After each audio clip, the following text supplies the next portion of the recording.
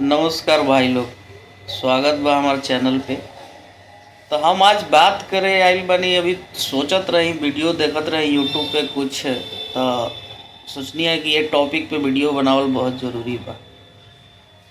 जब पवन सिंह के विवाद चलत रहे, जब पवन सिंह का विवाद चल रहा था उनकी पत्नी के साथ, तो कुछ चंटर पंटर 3-4 यूट्यूबर हैं जो कि पवन सिंह के नाम पे ही उनका जो भी व्यूज़ और जो भी उनका सब्सक्राइबर बेस है उन्हीं के नाम से है। वो लोग सब पवन सिंह के विरोध में थे उस टाइम पे।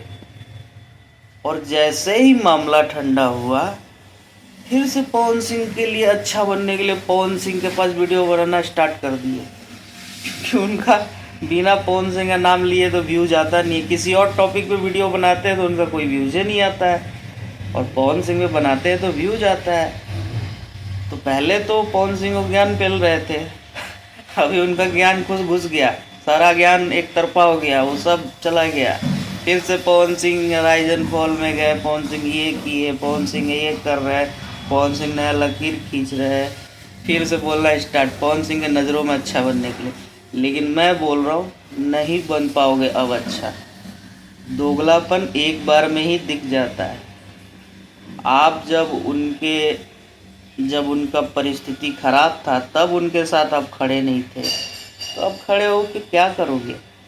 पवन सिंह कभी तुम लोगों को मुंह तक नहीं लगाने वाले, ये तुम लोग याद रखना।